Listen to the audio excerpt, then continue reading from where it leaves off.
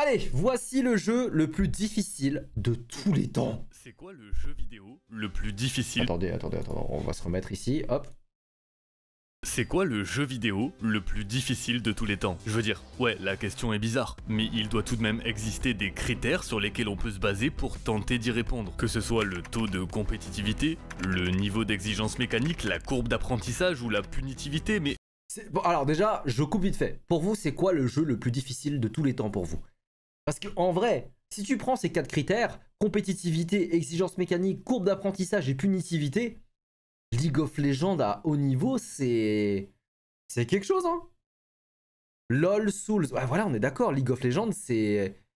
League of Legends, on rappelle, hein, League of Legends, il y a quand même un débat pour savoir si c'est plus dur d'être challenger que médecine. Tu vois ce que je veux dire? Là, je vois les gens comme Gilead dans le chat qui font médecine, qui ont envie de s'encastrer contre leur écran. Mais c'est vrai, enfin, ouais, faudra vous y faire, hein. Être challenger, c'est plus dur qu'être médecin.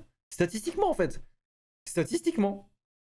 Il y a moins de challengers que de médecins validés par promo.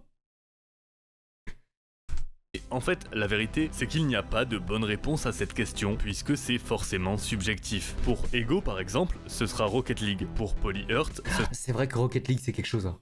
Sera Smash Bros. Et si moi aussi j'aurais adoré pouvoir défendre mon jeu de cœur sur ce format, soyons honnêtes, je ne peux pas vous regarder droit dans la cam pendant les 10-15 prochaines minutes et prétendre que spam des éclairs de givre en esquivant une mécanique de temps en temps, c'est effroyablement difficile. Je vous dis pas qu'on peut jouer à WoW sous paire de moufles, hein, mais ça va pas le faire, ça va pas être suffisant. Et puis surtout, c'est pas ce que je pense. Ce que je pense, c'est que le jeu le plus difficile de tous les temps, c'est un jeu mort. Tout ce qu'il y a de plus mort, mais qui n'a pourtant jamais été aussi vivant. Le jeu le plus techniquement exigeant de tous les temps. Celui qui brise des claviers et des poignets, et qui aurait dû être sur le trône du monde de l'e-sport aujourd'hui, mais dont vous n'avez probablement jamais entendu parler. Alors, par contre, e-sport, hein, on entend que le genre là, c'est compétitif, etc. Parce qu'en vrai, hein, on se rappelle, j'avais vu une vidéo d'Ego sur Géométrie Dash. Géométrie Dash, c'est quelque chose aussi, hein.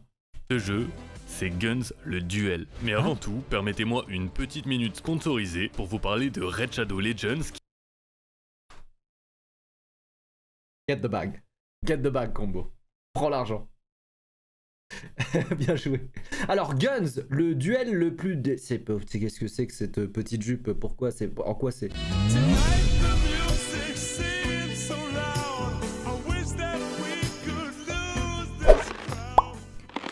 On parle de la dureté du jeu ou de quelque chose d'autre de dur là? Qu'est-ce que c'est que cette histoire? Duel. Alors Guns. Dans les couloirs des lycées, la nouvelle se répand. Un tout nouveau jeu vient de sortir et il est éclaté. Il s'appelle Guns, c'est un jeu de tir à la 3e personne. Ah ouais, c'est tout moche. ce qu'il y a de plus classique, match à mort par équipe, armes au corps à corps et à distance, déplacement en ZQSD, supplément moonwalk sur les murs. Il y a de l'idée, mais le jeu n'est visiblement pas terminé. C'est un jeu pas très mobile. joli, c'est plutôt mal optimisé et surtout ça a l'air d'être livré avec un sacré paquet de bugs et glitch en tout genre. Bah ça c'est quoi? C'est jeu PS1 ça? J'imagine les graphismes. Il suffit de s'énerver un peu sur le clavier et le personnage commence à faire des mouvements pas du tout prévus à la base. Et même si ça a des airs de projet relativement peu ambitieux de la part des développeurs Mayet Entertainment, bah ça reste quand même assez bancal. D'accord, c'est un jeu PC, d'accord. Même pour 2003. Et très franchement, cette vidéo aurait pu s'arrêter là. Le jeu aurait pu être oublié en une semaine et je suis gentil, il était oubliable en 1 heure. Il y a vraiment qu'une poignée de personnes qui ont tout de même décidé d'y jouer quelques jours de plus. En fait, la façon dont Guns a été créé, c'est ce qu'on appelle du code spaghetti. C'est un terme assez péjoratif qu'on utilise pour qualifier un code source désorganisé, complexe et difficile à comprendre. C'est un code source chaotique qui rend difficile l'interaction entre les différents composants de son programme. En gros, c'est un programme codé avec le cul. Voilà. Et en l'occurrence, le programme, bah c'est Guns. Mais c'est justement ça, cette erreur, ce code mal foutu qui va permettre aux joueurs de transcender toutes les limites posées par les développeurs, qui, sans même le savoir, venaient de créer le jeu le plus demandant physiquement. Demandant physiquement? Genre c'est quoi, tu joues, tu te fais une luxation du poignet? Plus éprouvant techniquement et le plus rigoureusement exigeant qui n'a jamais été créé. Pourquoi? Parce qu'à travers une séquence de touches précises et un timing à peu près correct, littéralement tout dans ce jeu peut être anime cancel. L'animation de chaque action peut être annulée en lançant une autre action. Et ok les gars, ne laissez jamais Gotaga découvrir ce jeu, d'accord? Ok? Pour son bien-être. Il vient de devenir papa, par pitié. Ne lui montrez pas ce jeu. ça permet deux choses. Premièrement, Oh Gotaga. d'exécuter chaque mouvement 1000 fois plus vite, mais aussi d'en créer de nouveaux qui de base n'étaient pas prévus par le jeu. C'est la naissance d'une toute nouvelle façon d'aborder le jeu qui va propulser Guns sur une toute autre planète en termes de difficulté. C'est la naissance d'un mouvement né en Corée et qui portera donc le nom de K-Style.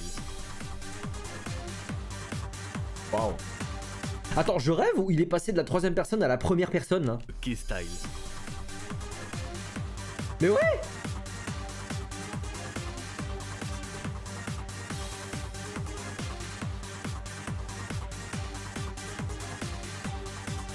Ah ouais, c'est speed.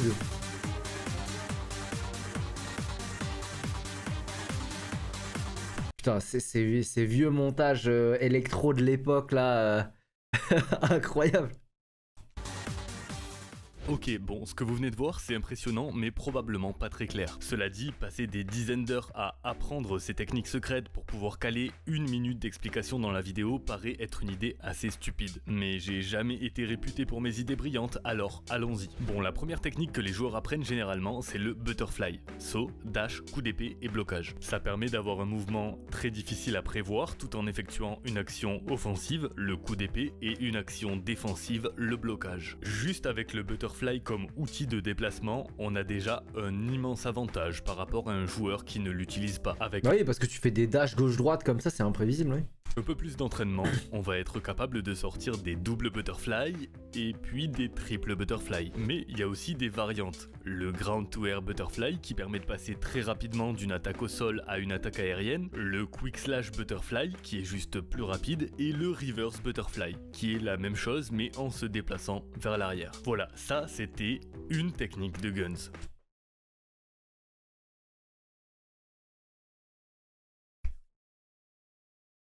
Ok.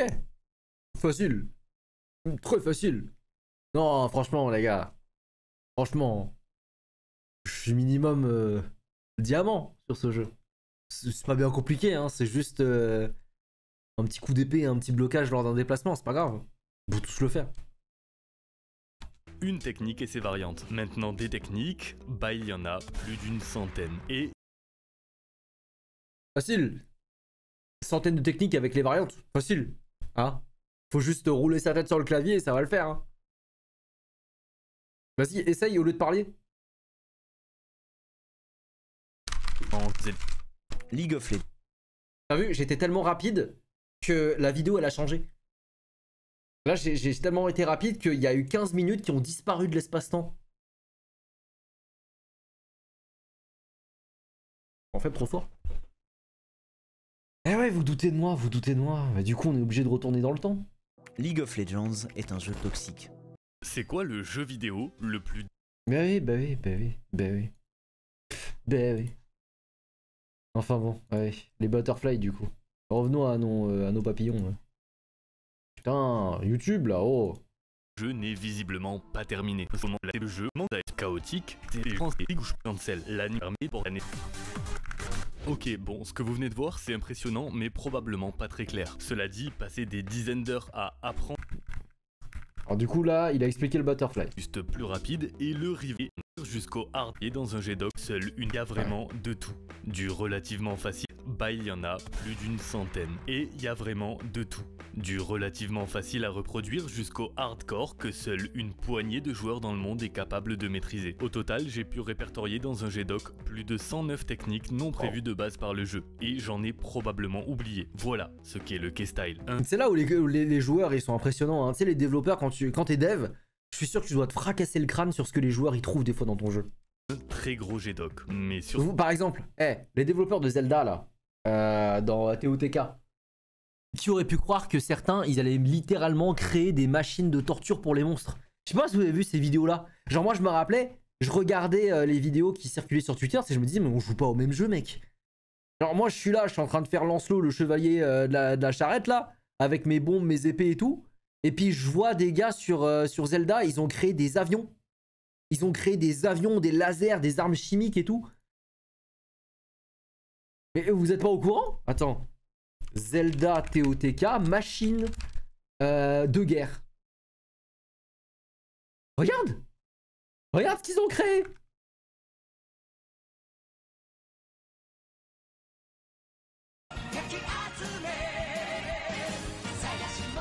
Ça crée des bateaux. Sur le capot. Ça crée des quads. Ça crée des quads.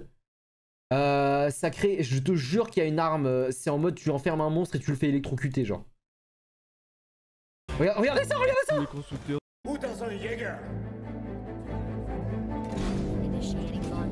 Regardez ça! C'est Zelda ça! Est-ce que ça vous fait penser à Link avec son épée et ses bombes?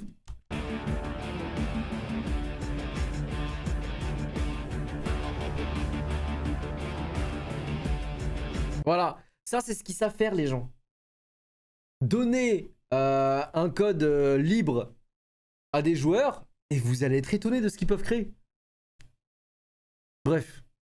Surtout le fruit d'innombrables heures de pratique, d'expérimentation et de partage de connaissances entre les joueurs. C'est beaucoup plus qu'une simple série de mouvements et d'attaques dans un jeu vidéo. C'est le reflet de l'innovation, de la créativité et de la persévérance de ces joueurs qui ont fait passer Guns, le jeu de tir oubliable, à Guns, le jeu de tir inégalé en termes de liberté de mouvement et de rapidité. Alors je sais très bien qu'on va attraper ma veste pour avoir tenu de tels propos, mais quand on regarde la différence entre un pro et un débutant sur, je sais pas, LoL, Valorant, CSGO, Smash, peu importe, on y voit toujours une différence notable. Le joueur pro est plus rapide, plus précis, plus innovant, mais ça reste très globalement le même gameplay. Bon bah sur Guns, le gameplay d'un débutant, ça ressemble à ça.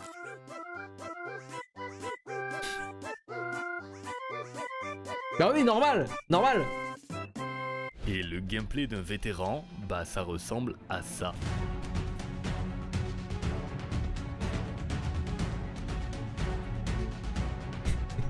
C'est vrai qu'on joue pas au même jeu là. Ah, au fait, oui, ce petit encart que vous voyez là, c'est les APM, le nombre d'actions par minute. Pour vous donner une idée, lui, c'est le joueur pro réputé pour avoir le plus d'APM c'est toi! C'est toi, frère! Pour vous donner une idée, lui, c'est le joueur pro réputé pour avoir le plus d'APM sur StarCraft 2, qui est le jeu réputé pour nécessiter le plus d'APM. Il joue du piano, ouais, c'est ça, c'est fou. Le plus d'APM sur StarCraft 2, qui est le jeu réputé pour nécessiter le plus d'APM. C'est simple, ces deux surnoms, c'est King of APMs et Spider Hands. Ça annonce la couleur. Bon bah, l'Ozira, c'est entre 300 et 400 APM. N'importe quel random qui maîtrise à peu près le K-Style sur Guns, c'est minimum 600 APM. Mais comment tu fais pour pas avoir une tendinite après tout ça? Donc là, tu vas me faire croire que le joueur moyen, il fait 2 fois la vitesse de ce qu'on a vu? Plus le fait de devoir cliquer sur des têtes avec la souris, ne l'oublions pas. En fait, c'est très fréquent de voir un joueur en transpiration après une simple partie. Et si ça paraît stylé, c'est normal, ça l'est. Mais ça arrive aussi avec de très gros inconvénients. J'ai mal aux mains juste en me rappelant de ça. J'ai l'impression qu'il y a une corrélation directe entre maîtriser Guns et une apparition précoce d'arthrite. Ah bah voilà. Voilà, on y est. J'adore Guns, hein, mais mes mains ressentent encore la douleur. Guns est un jeu qui vous fait du mal, mais réellement. Un joueur assez énervé sur Guns, c'est généralement au choix arthrite ou syndrome du canal carpien dès l'âge avancé de 25 ans. Et faut être sadomaso pour jouer à ce jeu, dis donc. sachant ça, on peut quand même se demander, mais du coup, pourquoi les gens y jouent? Et bah parce que pour beaucoup de ces joueurs, c'est un petit prix à payer pour une liberté de mouvement infinie. Et oh, la phrase de con. Non mais maman, tu comprends pas. Est-ce que dans la vraie vie, tu peux faire des dash cancel butterfly? Non, j'écoute. Maman, je peux bien sacrifier ma main, hein.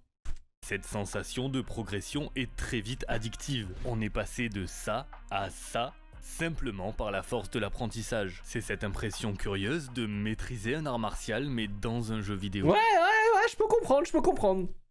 Ah, le comparatif art martial, ça me parle, oui, je peux comprendre.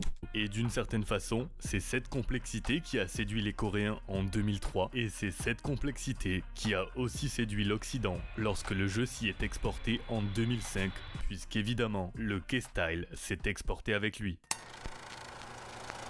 Chez nous aussi, Guns a eu son petit succès. Quand je dis succès, c'est du succès pour un jeu codé avec le cul en une matinée par un stagiaire. Mais à n'importe quel moment de la journée, il y avait des parties. On parle même d'un pic à 20 000 joueurs en simultané en 2007 et 2 à 3 000 joueurs quotidiens pendant les 5 années qui ont suivi. Mais évidemment, un jeu comme ça, on n'y va pas pour cueillir des pâquerettes. Ce qui fait aussi tenir les joueurs en haleine, c'est les batailles de clans. Des équipes se forment et luttent pour accéder au top 100 et avoir l'honneur d'être affichés sur le site officiel. C'est la naissance de Flower, Curse, Atropos, Sparta, des noms de clans qui ont fait trembler les parties en ligne. Pourquoi il y a Hinata qui se tape avec des momies?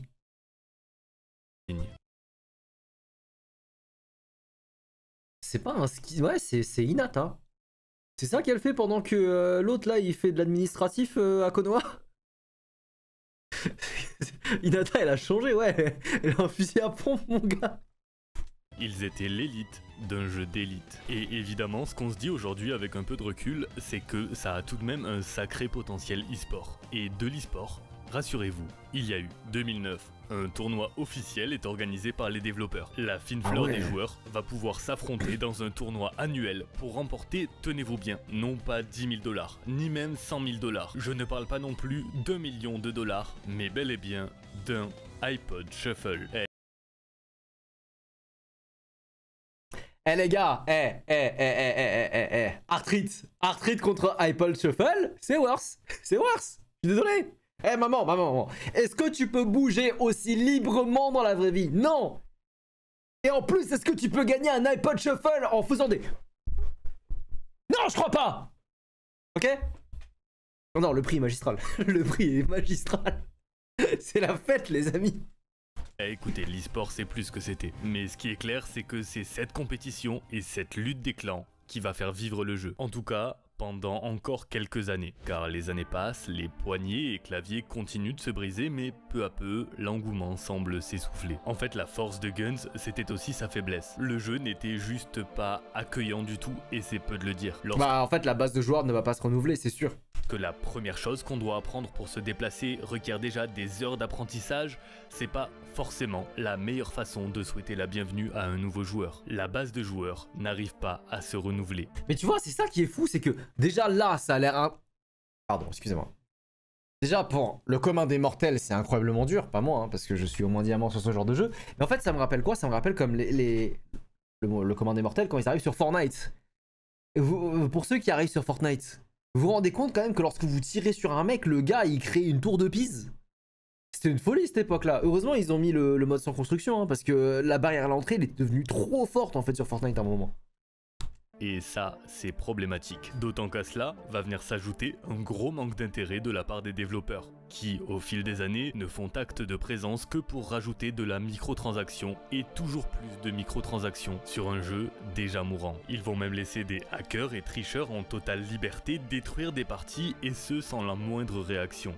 C'est comme s'ils cherchaient à ce que Guns, leur propre bébé, soit détruit de l'intérieur. Comme s'ils préparaient un Guns 2. C'est moche de ouf. 2011, une campagne sur Steam Greenlight est lancée pour Guns 2 et ce fut une des plus réussies de l'histoire de Steam. La hype autour du jeu est palpable. Pour les développeurs, c'est l'occasion de capitaliser encore plus sur ce succès imprévu. Pour les Laisse-moi deviner, ça a bidé. joueurs, c'est l'occasion de voir leur jeu tant aimé remis au goût du jour et retrouver le soutien de son éditeur. Lorsque Guns 2 est publié, le jeu est vraiment très correct. Il est trop correct en fait. Les développeurs ont en quelque sorte commis l'erreur d'oublier d'en faire. Le code spaghetti, le défaut qui a fait le succès initial de Guns, n'est plus là. Sur Guns... Oh non, ils ont fait un bon jeu, non.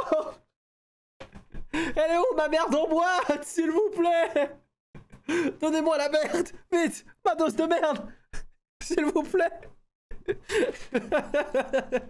Guns 2, le K-Style n'est pas possible. C'est un shooter, tout ce qu'il y a de plus classique, c'est banal. Pour les joueurs, c'est un coup de poignard dans le cœur. D'autant que, qui dit sortie du 2... Mais putain, non.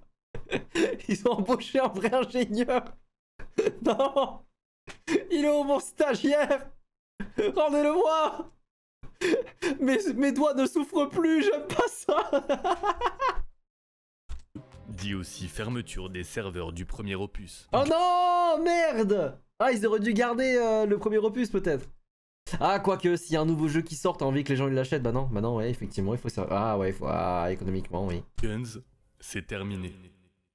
C'est terminé? Vous pensez vraiment que des types qui ont appris à faire ce genre de move vont se laisser abattre si facilement? Ils vont encoder le jeu. Ils vont trouver le code source et ils vont créer des serveurs à eux, genre.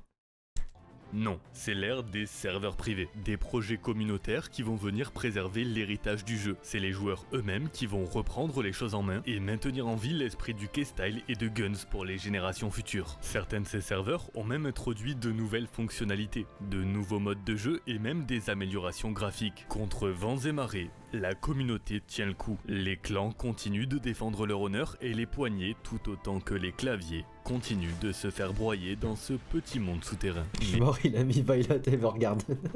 Et ça, c'est jusqu'à l'arrivée de Kadai. C'est qui lui? L'impulsion de Kadai, mais qui est cet homme? On est en 2021 et Kadai... Oh mais c'est récent de ouf!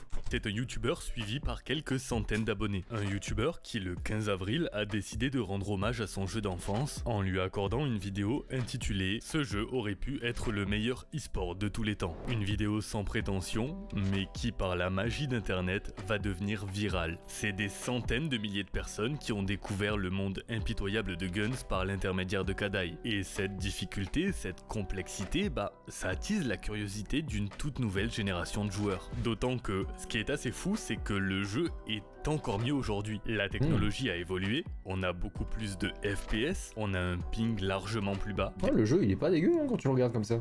Des meilleurs claviers et souris, et ça permet de toutes nouvelles techniques de K-Style. Wesh, attends, il y a Naruto mode Senin qui... Des meilleurs claviers et souris, et ça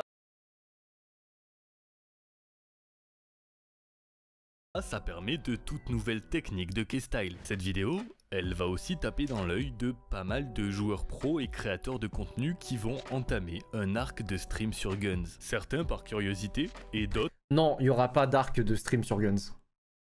Non. Non, j'ai besoin de mes bras les gars. J'ai besoin de mes poignets. J'ai besoin de mes mains, c'est mort. Allez, s'il te plaît. Non. Si, allez, STP, non. Après tout, des bras, ça sert à quoi? Arrêtez. Non mais écoute maman, est-ce que dans la vraie vie tu peux bouger comme ça? Invite Gotha STP, non c'est mort. Autre par nostalgie, parce que c'est le jeu avec lequel ils ont découvert le jeu vidéo. Et vu les profils, faut croire que Guns a été un très bon centre de formation. It's literally my favorite game of all time. Ah bon? Yes, more so C'est des anciens joueurs de Smash Bros Melee? than Melee. I have fun just moving around in this game. I don't have to even play it half the time. That doesn't really happen in Melee. La vidéo de Kadai, elle a littéralement ressuscité Guns. En juin 2021, lorsque le serveur iGuns est lancé, c'est plus de 9000 joueurs qui vont s'affronter dès le premier jour. Et ah ouais! Honnêtement, beaucoup des nouveaux venus qui s'y frottent se font casser la gueule. Voilà, normal. On peut pas le dire autrement, mais cette complexité illimitée sur des notes très vintage a su en séduire beaucoup. À tel point qu'en novembre 2022, un tournoi e-sport est même lancé. Ah mais attends, l'éditeur dans tout ça il est où? Parce qu'ils ont les droits les joueurs de faire ça? Cette fois-ci, ce n'est pas un iPod Shuffle au menu, mais bel et bien monnaie sonnante et trébuchante. Le jeu qu'on pensait être sorti trop tôt pour l'e-sport a finalement eu droit à sa petite part du gâteau près de 20 ans plus tard. Ah mais combien le prix? Mais putain mon loulou, mais dis l'argent bordel! Dis-moi la thune, la talle! L'éditeur il a racheté son propre jeu, mais ouais c'est vrai? Messieurs, dames, c'était l'histoire de Guns, le jeu le plus difficile de tous les temps selon un large panel d'experts composé d'uniquement moi-même. Ici on enclenche l'ascension vers les 200 000 abonnés, donc n'hésitez pas à nous rejoindre dans cette quête. C'est promis, il n'y aura jamais de spam sur la chaîne. N'hésitez pas les gars à vous abonner à Kongbo. N'hésitez pas. Si vous voyez une notif apparaître, c'est qu'une lourde vidéo a été publiée, rien d'autre. En tout cas, merci d'avoir regardé celle-ci. Si ça vous a plu, vous savez quoi faire, je vous dis à la semaine prochaine sur YouTube ou à très vite sur Twitch. C'était Combo, salut. Ah, c'est un bon combo, c'est un bon. Ok les amis, comme d'habitude n'hésitez pas à vous abonner à Combo, je vous laisse le lien en description, laissez-lui un pouce bleu, un commentaire, donnez-lui de la support